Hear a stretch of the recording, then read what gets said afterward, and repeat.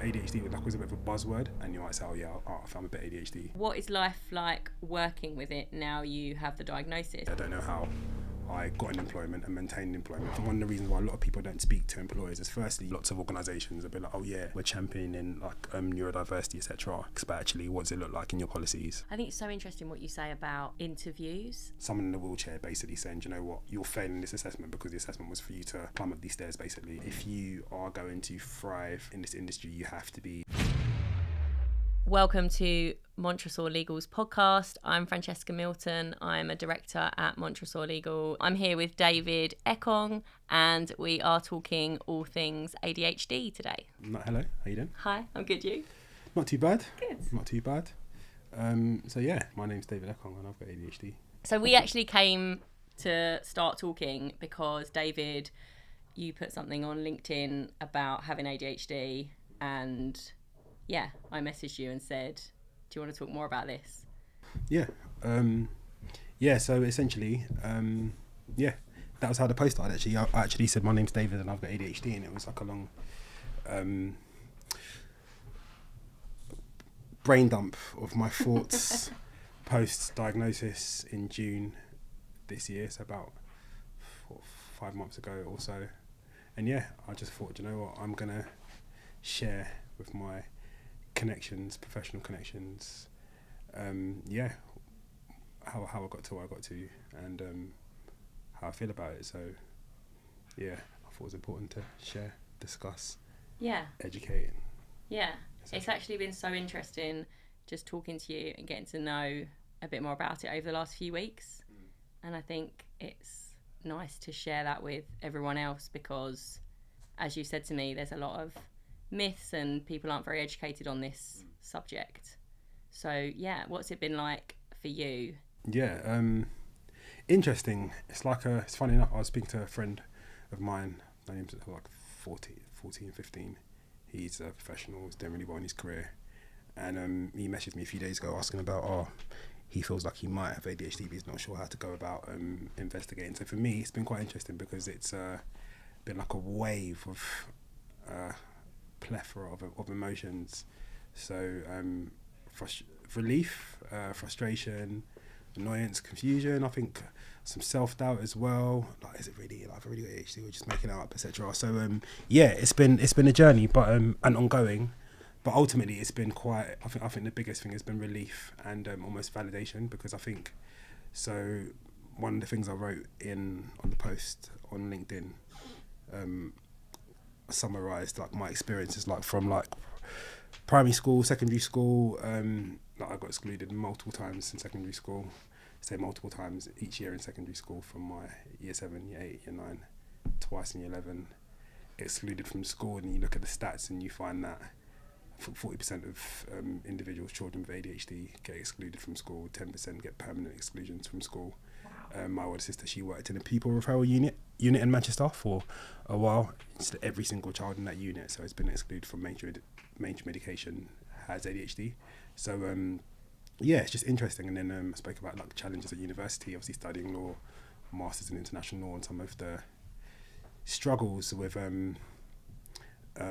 like focus, being distracted, and people can think that it's an intelligence thing or intellect thing when obviously it's just not. It's I think having a diagnosis is quite validating, but then, as I said, I was quite angry for a bit. I was thinking, do you know what, I had to struggle with lots and lots of things, like through education, studying, etc., and not knowing why, even though I'm quite clearly not stupid, my grades are evidence of that, but still really struggling to like focus, or like writing an essay, checking it loads of times and still finding like tiny little mistakes and things. So yeah, I think there was lots of emotions, but I think the biggest one I'd say was relief, validation, but also, as I said, quite a high degree of frustration and annoyance. And but I think it's important to know. And obviously it's a journey, as I said, it's still quite recent, like five months or so in. So yeah, 5 months since you were diagnosed? Yeah, so I guess how I got there. So in my family, so growing up, ADHD was a bit of a buzzword, And I think people generally associated with it with young boys that couldn't sit still, irritable, and that was basically it, to be honest.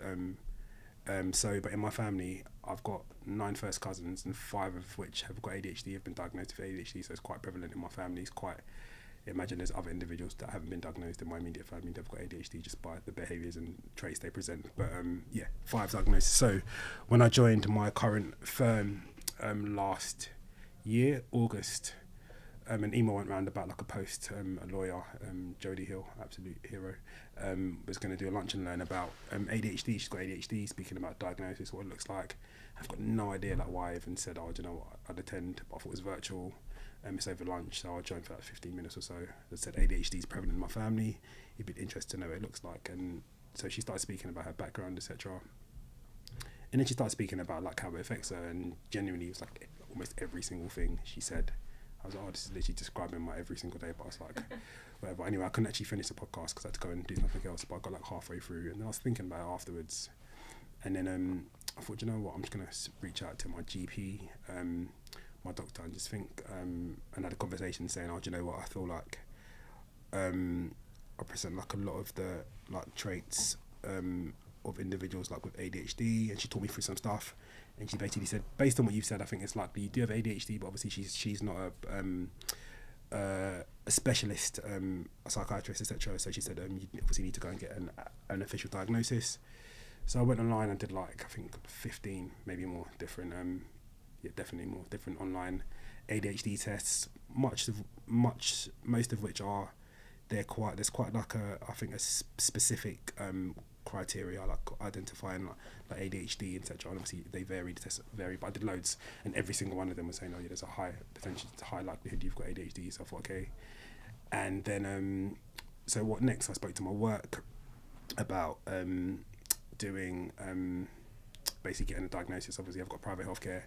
It wasn't covered under my private healthcare at that point in time, so I had to decide, okay, do I go and do it private, which is very expensive, or get on the NHS waiting list, which is, I think, currently between 8 and 10 years for a diagnosis. 8 to 10 years? Yeah, completely ridiculous. And wow.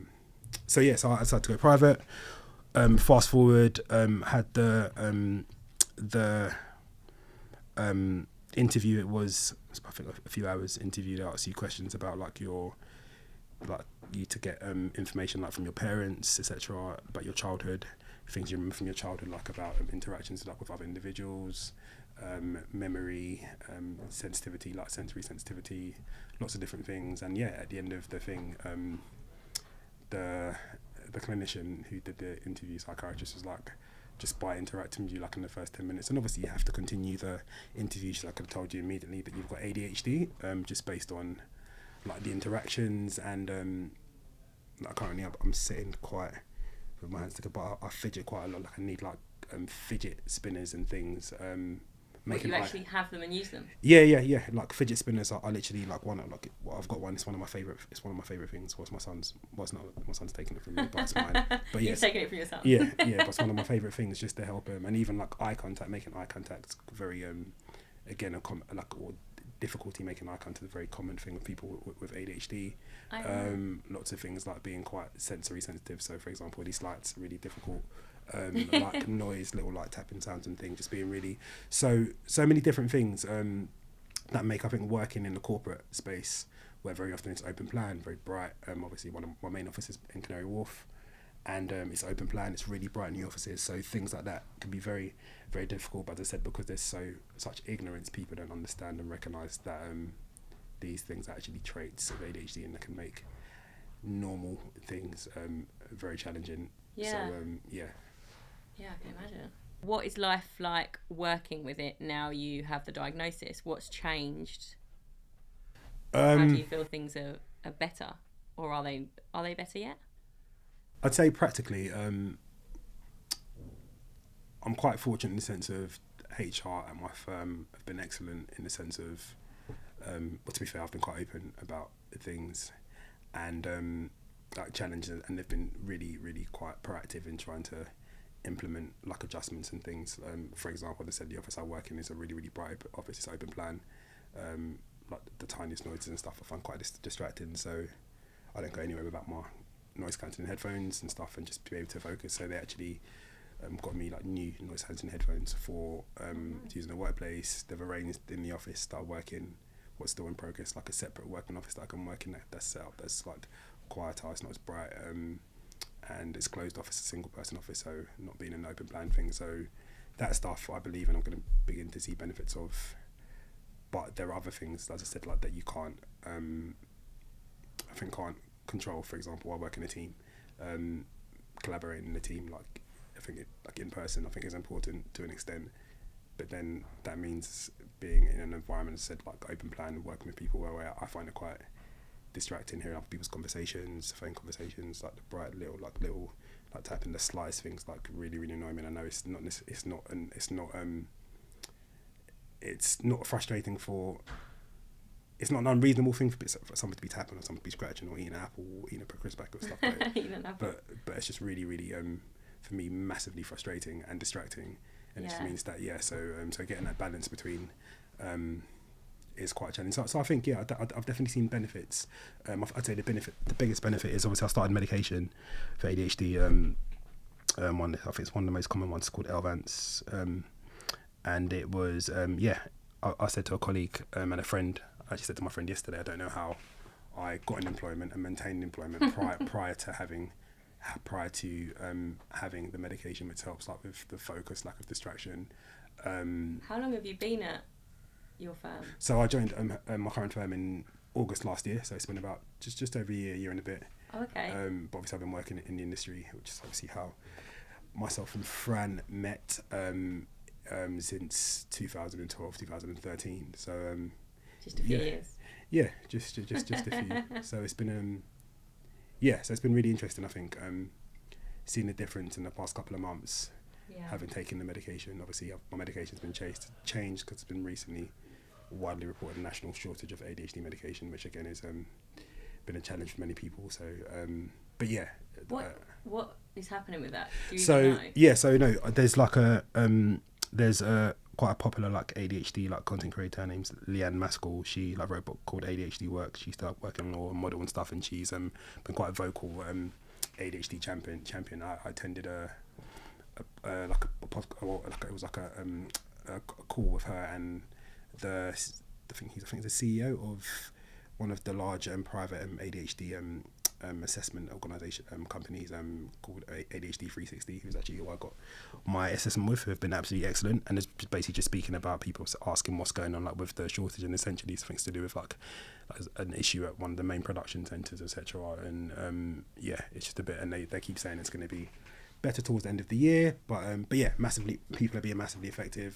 The medication that I was taking is really effective. It's just not available anywhere in London and so lots of people really struggling, so having to change their medication, people speaking about having to ration their medication, and I'm quite fortunate in the sense that I was able to get on another medication which I had some negative reactions to, but is marginally helpful.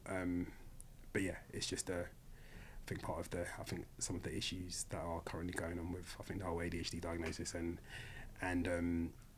I think all it like overall, as I said, I don't know how I stayed in employment, how I worked and how I was effective. I wouldn't say that I was effective prior to the medication, because I think How do you think the ADHD directly affected like your day-to-day like job? Like did it affect your job? Oh, massively, yeah. Like sitting, obviously I said I work in an industry that attention to detail is imperative, and I pride myself on attention to detail. I love writing. I'm pretty good at writing, but like literally writing emails and looking back at the email afterwards, and before you send you see like the tiny typo, a tiny little thing here and there, or and again I work in an industry where little mistakes can cost clients lots of money, in some cases millions of pounds. So lots of things, and I said working in open plan offices and being required to be in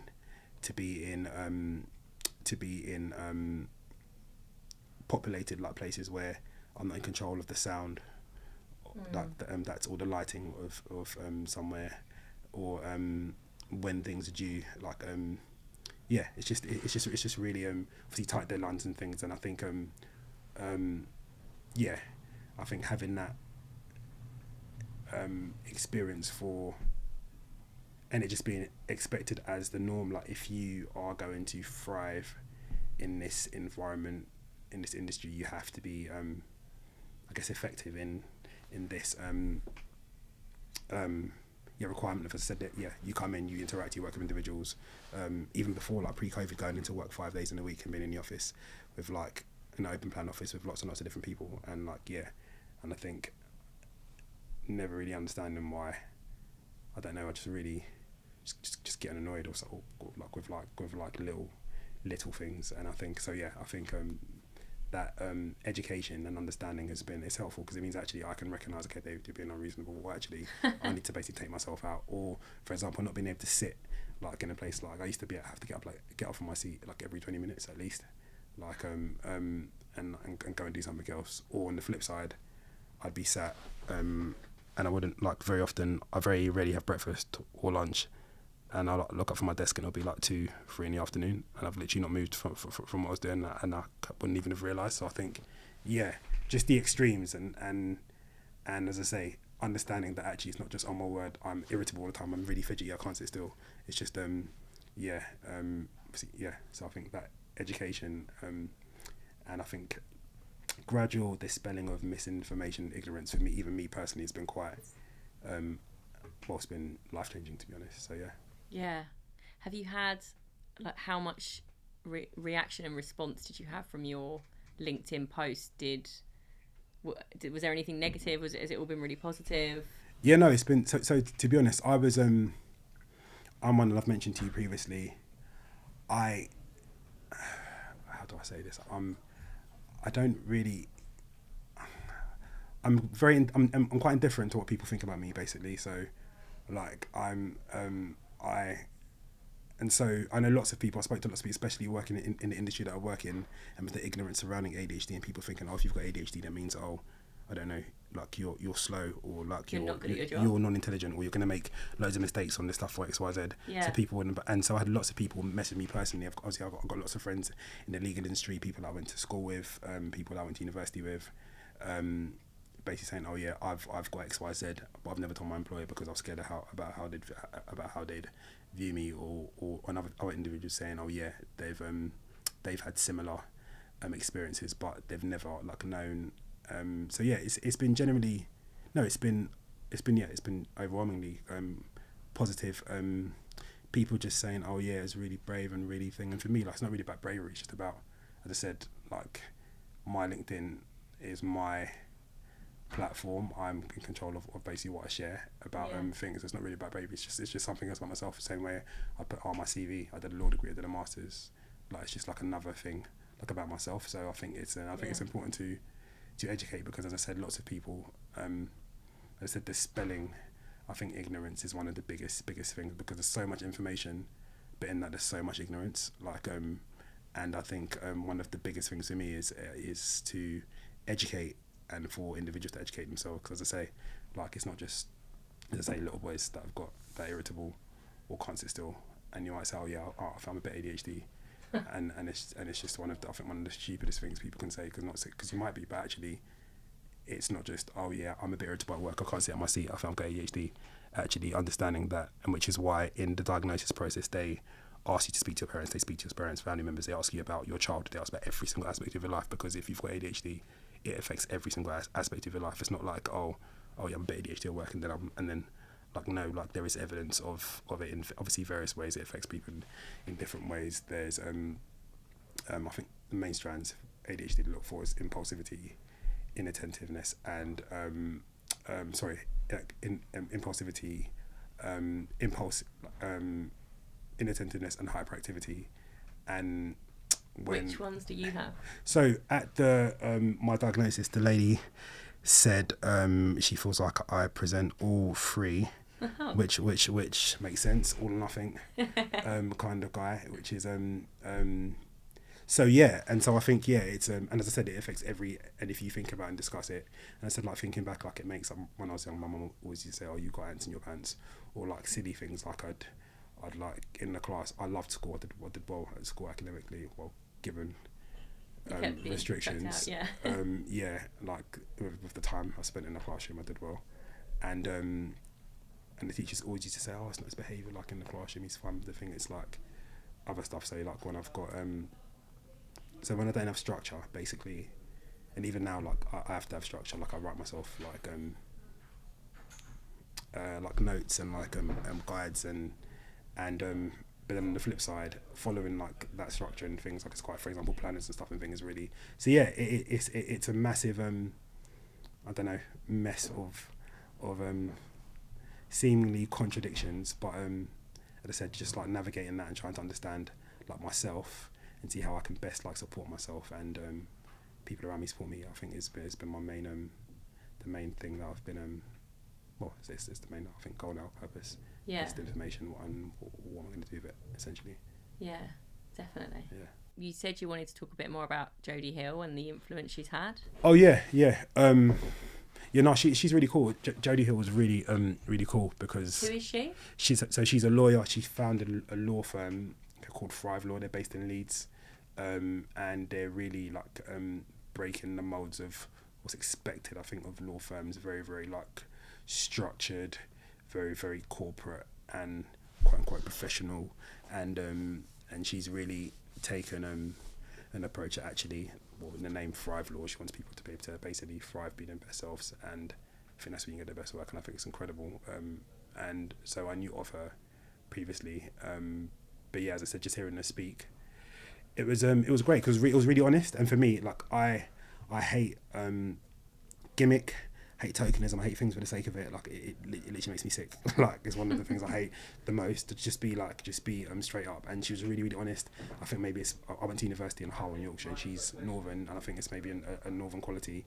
Very matter of fact, quite straight to the. And she was very very honest. She was herself, and obviously there were hundreds of people obviously from my firm, like city lawyers and thing. And yeah, there was obviously she's a lawyer herself, but yeah, I just liked how honest she was about how it affects her on a day-to-day.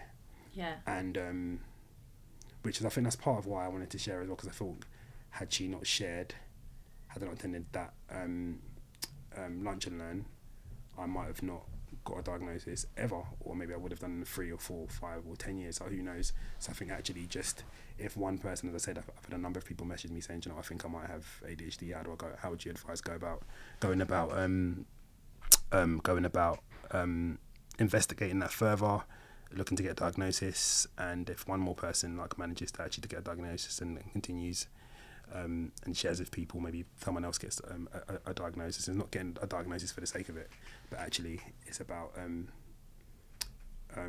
improving your quality of life and putting you in a better position to thrive and actually to better understand yourself and give yourself like some grace. Like one of my colleagues I work with, she got diagnosed I think about a month before me, and we were just chatting the other week and basically just saying about, I was just telling her, just give yourself grace, like, because like she's been really struggling like with things, and I think so recognising that it is a real daily struggle, like some of the tiniest things like people like you wouldn't even think about like are like a struggle, or like are distracting, or just make your day like make it say like so much more difficult and challenging before you even like started your day. And then one of the biggest things is educating, so you can actually say, oh okay, I'm not just lazy, or I'm not just like stupid, or I'm not just, I don't know, easily irritable, or overly sensitive.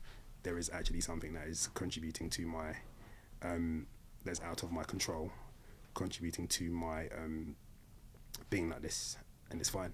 And I think so I think that's one of the biggest things. So that's what I just wanted to share, and and that's one of my goals. I think that there is more.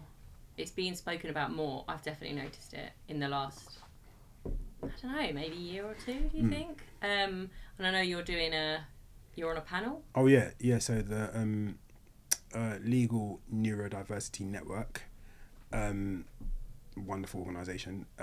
There's a panel discussion. I'm going to be one of the panelists. It's on the 7th of December, hosted by Stevenson Harvard, and just going to be talking about ADHD in the legal industry, how it's affected us, etc. Kind of things we can do to continue to educate, and make the legal industry more conducive and to people that have got ADHD. And so it's going to be interesting. I think for me, education is a massive key, because there's so many things that I think if you understand, especially for like employees and etc., you can better, like even recruitment processes and things. And someone was speaking about like interviews and length of interviews, etc. And like for me, I'm, as I said, I fiddle, I doodle, and thinking, if you're having a conversation with someone and they're writing things down, or they're not making eye contact with you, like understanding that actually it's not because that person is not professional, or that person is not interested or distracted. Actually, for them, like making eye contact is difficult and uncomfortable, and I think actually understanding that and saying, no, you know, I'm not going to give that person the thing because they looked disinterested, they were looking elsewhere the whole time, like someone else is being negatively impacted or having unfairly. That's like saying, I'm not going to give you the job because you've got brown hair. Basically, something that's completely out of control, and something that is and so I think actually, which is why especially I think within the legal industry, education is so key, because there's already, I think, lots of barriers to individuals from various demographics, I think, progressing like in the industry. So I think education is, and not just doing, it's like I was saying, I do feel like there's been a lot more discussion and chat around ADHD in the last year or so, but it's like I was saying previously, I hate like gimmick and tokenism, and I think there are lots of things, are like lots of organisations will be like, we're championing neurodiversity, etc., and getting clicks, but actually what does it look like in your policies? Like, do you still expect every single person, regardless of thing, to come in the office and work on X amount of days in a week, or to work in the same environment as X? Are you still giving instructions to individuals like in the same way, whereas someone with ADHD would benefit a lot more from having set out instructions with X amount of points that are clear that they can refer to, rather than I'm going to give verbal instructions to everyone and expect everyone to produce the same output. So I think like for me, I care less about saying, literally we did like a panel discussion with people, and we spoke about ADHD and we did a few posts and then that's it. But actually, like, are you, and this is one of the things I've been raising like with my organisation currently about and conversations moving like in the right direction, which is good, about actually you'll pay for me to have physio indefinitely, but you won't pay for me to get a private ADHD diagnosis or pay for private ADHD medical treatment. And it's not because you've intentionally done that, it's just because you've not thought about that. So actually having that conversation, educating and saying, actually, we want to make our policies match what we're saying on the social media platforms. So that's what I more care about. So do you think you'll continue, after doing this panel in December, continue trying to raise awareness? Is that important to you now? It is, yeah. But as I say, like for me, lots of things will be just like what I post for, obviously. So for example, Black History Month has just passed, and it's obviously something, EDI is something that is massively important to me. I've posted like a lot about that on my LinkedIn, so I think I'll continue to be using my LinkedIn platform to post. I was saying to me and my mum had this conversation, I don't feel like called to be like a crusader going around being like, blah blah. I think there are people that are doing that and they're great at that. For me personally, I'll post like what I feel to post. Like, so I feel like if something, like I'll get involved in a panel. The reason I got involved in this legal neurodiversity network panel discussion is because I know one of the guys, like James, who like involved in it. He's just one of the best people ever. Like, he's just so honest, and and I think so I'll just do like, but if I feel like called to do something or post something, I'll do that. And I feel like, because then I feel like it's organic, it's not forced, it's not doing things like for the sake of it, and for me it's not effort. Like writing that post, it was quite, that I wrote about when I was diagnosed with ADHD. It's quite a long post, but it was no effort because of me just writing like what I thought and what I wanted to write, and I wrote it, and I was like, great. I said, if I get like 0 likes, I couldn't care less, because again, I didn't write for anyone. I wrote because that's what I felt like writing. And likewise with this like discussion, this podcast, with the panel discussion, I will only do like what I feel like personally. So obviously education is important to me, but as I said, I don't like doing things like for the sake of it. So I'm going to go out saying, you must educate every single person. So I'm going to go around and I'm going to try and attend, I'm going to try and speak on X amount of podcasts or BX. I just think that's disingenuous. Yeah, fair enough.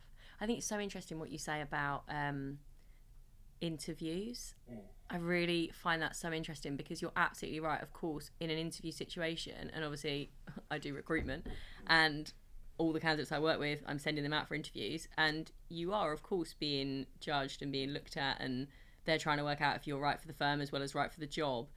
And if they don't know that you have ADHD, I've definitely had feedback from clients over the years that have said they didn't seem that interested, or not to say that that person had ADHD, but they didn't seem that interested. Or, you know, I do think also making eye contact is actually a thing that you are told to do. Definitely, I've always known that, you know, try and keep good eye contact in interview. And I think it's just so interesting that you say that, because wouldn't it be nice if someone could walk into an interview or prior to an interview, drop an email and say, just so you know, I've got ADHD. So yeah, and that person could even just to know, even so that the interviewer then knows a bit more about it, so that they can sit there and not judge that and just understand the person. Definitely, yeah.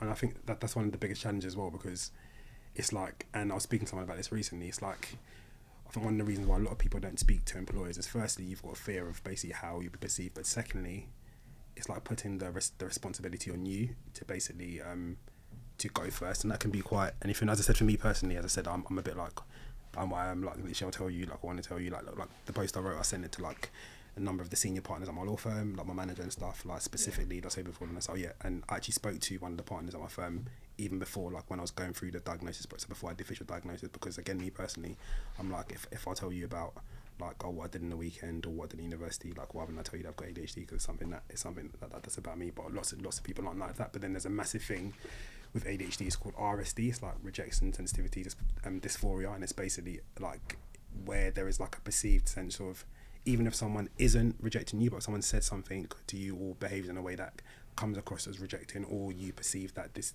in a situation I might be rejected, there is like a feeling as if that thing is actually, like a genuine feeling as if that thing has actually happened, even if it hasn't, or if it's completely it's common across.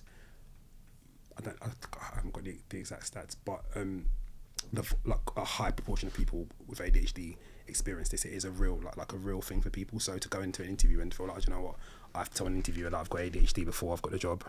It makes you feel literally like they're not gonna, because again, there's ignorance around ADHD. So for them, they might think, oh, this person's got ADHD, so they're not going to be a good candidate. I won't be able to trust them on doing things. Are we going to have to like double check every single thing they do and all of that thing? So I feel like this is where I think the education has to come from the organisation, and not put the responsibility on the candidate, because I think it's that candidate is already potentially going into a situation where you've got this fear of, okay, oh my word, if I don't make eye contact with that interviewer, regardless of saying I've got ADHD, if I don't make eye contact, are they going to think I'm not interested? Or if I'm fidgeting, are they going to think I'm distracted?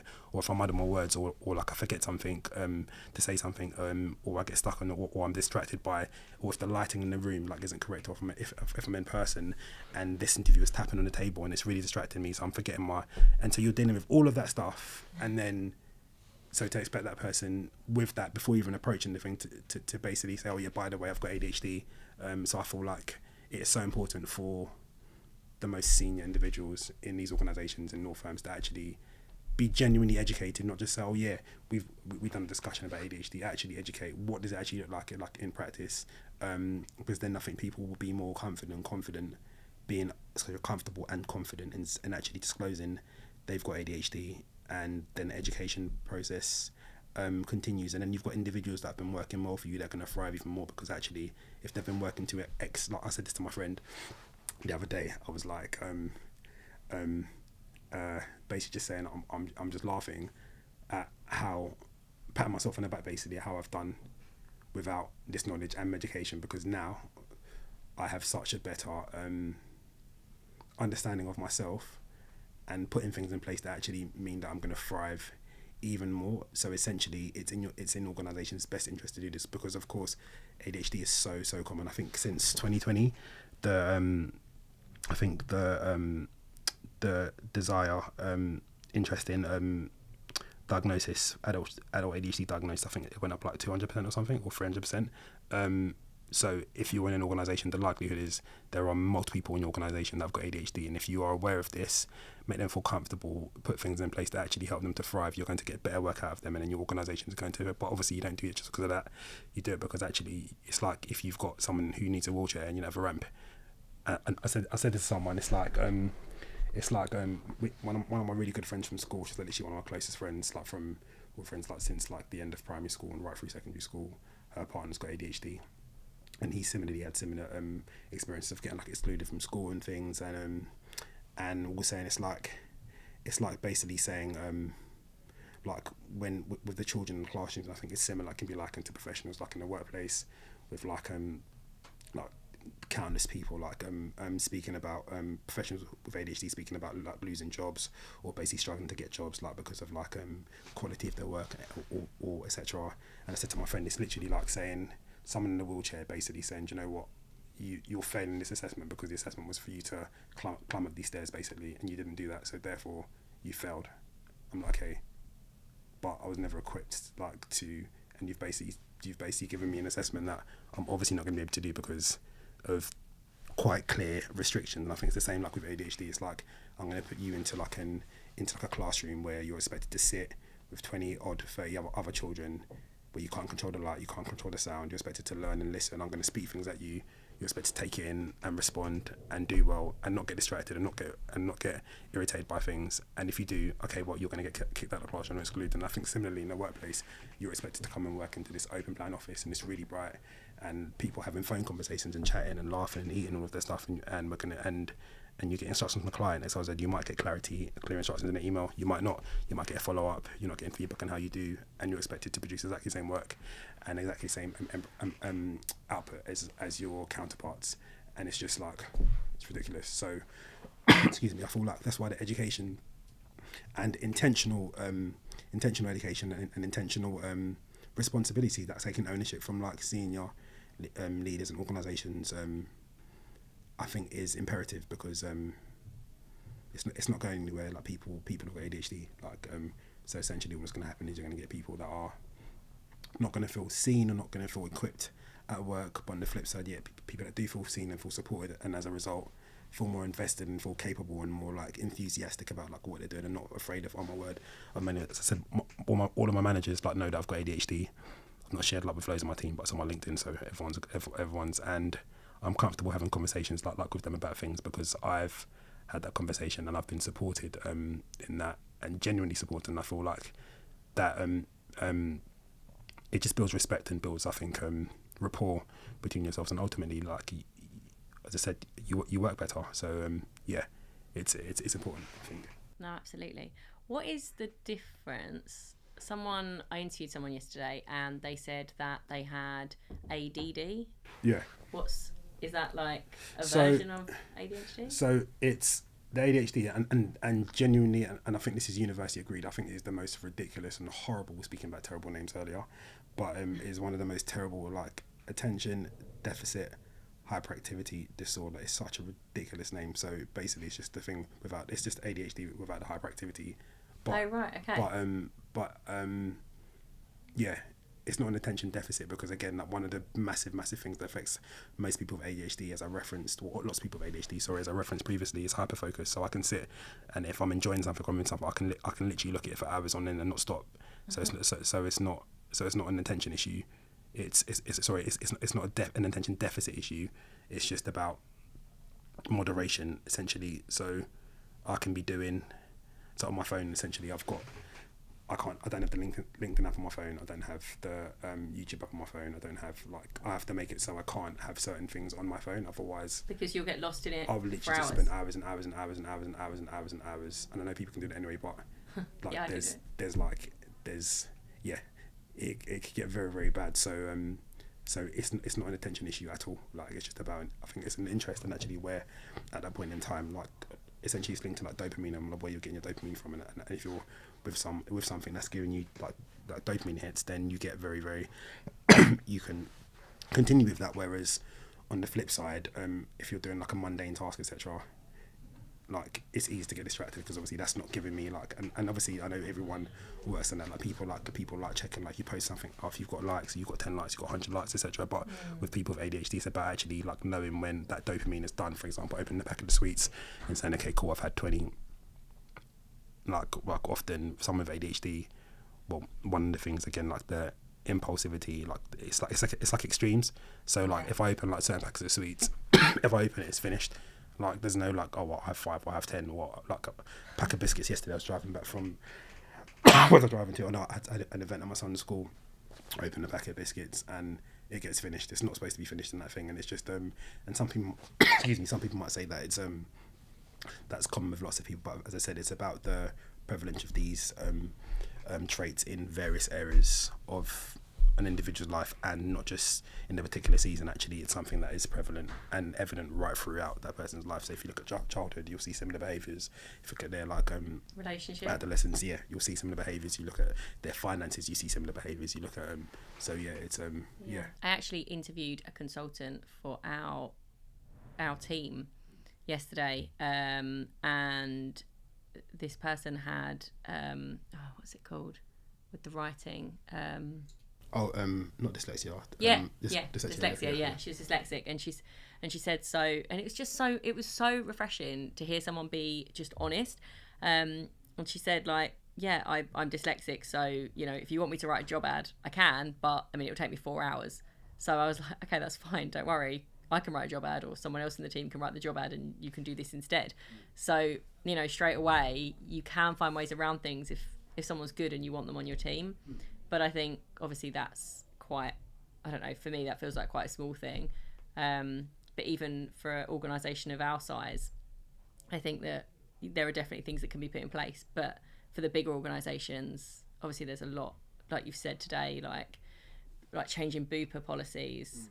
I don't know how that affects things cost-wise, but you would like to hope that there could be more. Yeah. It's interesting. So at my firm, we've got like an ADHD, like an unofficial ADHD support group, and we've got like lawyers and that have got ADHD. We've got support people like work in like support functions, etc. And it's great. Actually, interestingly, I think there's about 15 of us or so, and I'm one of them. There's one other guy, and I think it's interesting because it doesn't mean like it's less prevalent and things, but I just feel like in the industry, I feel like in the job, or based on my personal experience, I feel like men are a lot less likely to disclose that they've got ADHD. Yeah. And one of the things that we discussed is like I think a lot of it comes down to ignorance. I think because like I've had to go private for my did my assessment privately and treatment thereafter, and it's I think probably about a couple of grand in so far. So you're paying for your own? Yeah. And it's but I think there is like this I think incorrect feeling that you've got ADHD, it's a lifelong thing, therefore medication will be lifelong. But actually most private organisations, you get they basically do your titration, which is your medication, and they check in with you, make sure like your blood pressures are having like adverse reactions to the medication, and after like 6 or 7 months, 8 months, 9 months, once you're stable, they hand you over to the NHS. And then obviously it would just be like a standard NHS prescription, so it's not like organisations will be paying for your private medication for the rest of your life, or etc. And actually, me and one of my colleagues spoke about under like BUPA certain things or acts or certain you can get like CBT indefinitely, and she spoke about actually she was going to get be able to get like I think at an organisation she was going to be able to get like BUPA, CBT underneath her AXA private healthcare. Like they approved her for 26 sessions of CBT, and then if she needed more after, she'd get more after, and she calculated that come towards I think like 4 or 5 grand. Whereas the ADHD medication would have been like less than £1,000. So actually, while people might feel like it's a finance issue, again, it comes down to ignorance and actually having a conversation and being educated, and then actually putting policies in place that actually aren't going to cost you anywhere near as much as you think they will, and actually will benefit your colleagues to the point where people aren't going to be annoyed saying, you know what, you won't pay for my yeah. I think it's really, ultimately it comes into education. I think it has to come from the top, because if there's education and communication about things, I think people feel more comfortable disclosing certain things. I said like lots of people in the industry wouldn't be comfortable saying to employers, I've got ADHD or XYZ, because as I said, perception. But I think if you make it seen, actually, which is why I think the legal neurodiversity network is incredible, and all of the people at the various law firms, Freshfield, Stevens, Harvard, etc., that are doing things to like spearhead the network, I think are incredible, because I think it is really for those individuals, these are people that are senior. Like I said, the panel that I'm going to be on, there's one of the individuals to the person like chairing the panel, he's a partner at Stevens and Harvard, and 2 of the other panelists are partners, and then one of them, the other individual, just myself and 4 individuals, 2 partners, a senior associate. And I think for individuals at your law firms, you're actually showing people at your firm that actually, if you're a junior associate or you're a paralegal or XYZ who's got ADHD, you know that there's a partner in your firm that's got ADHD and they're vocal about the fact they've got ADHD, so it actually gives you confidence to actually maybe share. Speak out, yeah. Exactly. So I feel like it's it's it's really important. Yeah. It has to be top down. I think it can't be expected to be like, yeah. I definitely agree. Yeah. It's been good chatting today. Yeah. I'm really happy that we've been able to have this conversation and hopefully get a bit more awareness out there, just generally. Yeah. So thanks for your time. Thank you for inviting me. No worries.